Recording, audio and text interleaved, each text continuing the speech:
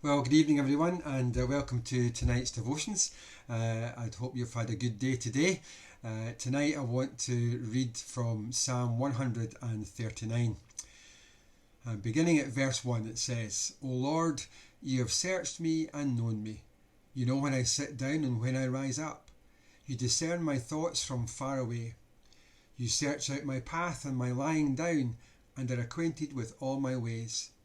Even before a word is on my tongue, O Lord, you know it completely. You hem me in behind and before, and lay your hand upon me. Such knowledge is too wonderful for me. It is so high that I cannot attain it. Where can I go from your spirit? Or where can I flee from your presence? If I ascend to heaven, you are there. If I make my bed in Sheol, you are there. If I take the wings of the morning and settle at the farthest limits of the sea, even there your hand shall lead me, and your right hand shall hold me fast. If I say, surely the darkness shall cover me, and the light around me become night, even the darkness is not dark to you. The night is as bright as the day, for darkness is as light to you. For it was you who formed my inward parts. You knit me together in my mother's womb. I praise you, for I am fearfully and wonderfully made. Wonderful are your works, that I know very well. My frame is not hidden from you. When I was being made in secret, intricately woven in the depths of the earth, your eyes beheld my unformed substance. In your book were written all the days that were formed for me, when none of them as yet existed. How weighty to me are your thoughts, O God! How vast is the sum of them! I try to count them. They are more than the sand. I come to the end. I am still with you. Oh, that you would kill the wicked, O God, and that the bloodthirsty would depart from me, those who speak of you maliciously and lift themselves up against you for evil. Do I not hate those who hate you, O Lord? And do I not loathe those who rise up against you? I hate them with perfect hatred. I count them my enemies. Search me, O God, and know my heart. Test me and know my thoughts. See if there is any wicked way in me, and lead me in the way everlasting. Well, I don't watch a lot of television, but I do like a good history documentary. And fortunately, there are plenty of those to choose from. One of the best ever was Civilizations, hosted by Mary Beard, Simon Schama, and David Olusoga. A new series has just started called The Art of Persia. It's a fascinating and illuminating journey through the history of Iran, a country that I only know about from the news, and usually that's not very complimentary. One thing that these kinds of programs have in common is that they show how the truth about the lives of kings, emperors and tyrants is sanitized by their culture's history books. It's a true saying that the victors write the history.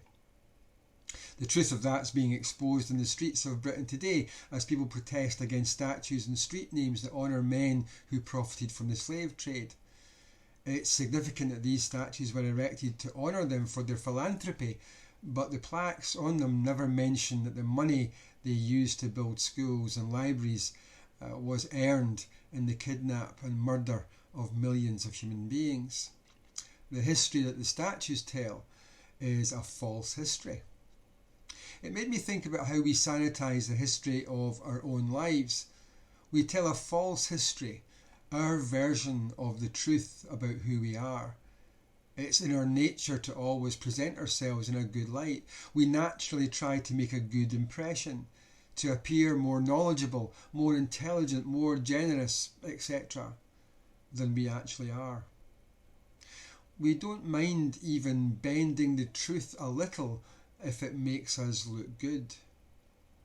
We're so adept at sanitizing our own story that we sometimes manage to convince even ourselves that we are better than we actually are. what we need in that case is a dose of Psalm 139. David begins by recalling the fact that there is not a single atom of our lives that is hidden from the gaze and the knowledge of God. There's nothing about us that he doesn't know. He knew everything about us even as we were being knit together. In fact, even before that process had begun, God's eyes beheld our unformed substance. Right down to the atomic level, there is nothing that God does not know about us. There is nothing that we can hide from his gaze. There's no place we can go to avoid his gaze. There is no darkness deep enough to hide the truth of who we are from him. In light of that, what David does in the rest of the psalm is quite remarkable. In verses 19 to 22, David seems to change the subject with his quite harsh words about the wicked. But it's those verses that demonstrate his boldness and his trust in God. David knows that God hates the wicked, that he'll destroy the wicked. And so as a worshipper of God, of course, he too should hate the wicked. But he's just expressed the extent to which nothing in his own life can be hidden from God. David knows his own capacity to sanitize his own story, and so incredibly, having acknowledged God's hatred of the wicked, he invites God to assess his own life and reveal if there is any wickedness in him. In doing so, of course, he risks the judgment that he has called down on the wicked. We will happily lie to ourselves. People will flatter us if it helps them in some way, but God will only ever reveal the truth, the unvarnished, uncomfortable truth about our lives. And his judgment is this: all have sinned and fallen short. Romans 3:23. We are not who we think we are. The iconic moment in the movie A Few Good Men is the courtroom scene when the lawyer, played by Tom Cruise, demands to know the truth from the general, played by Jack Nicholson, who angrily replies, "The truth? You can't handle the truth." David asked for the truth, not knowing if he could handle it. We all have a vision of ourselves that we have constructed in our own imaginations. Who amongst us would want to see that vision torn down? This is David at his boldest and bravest. But the key to that bravery and boldness is twofold. Firstly, he knows with absolute certainty that no matter what illusions he's constructed about himself, nothing about his life is hidden from God, so there's no point in pretending.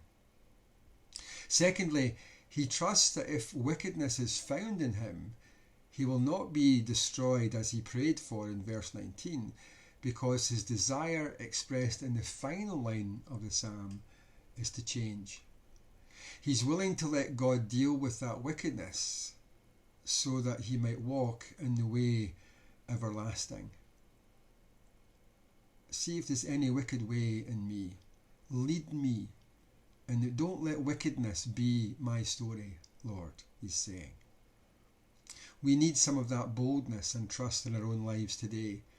Statues and street names present a thinner, false history of a nation, and something should probably be done about them. Most importantly, though, something needs to be done about the idol of the self by which we have constructed a false story about ourselves. And that begins when we come to God and say, "Search me, O God, and see." Thanks for listening.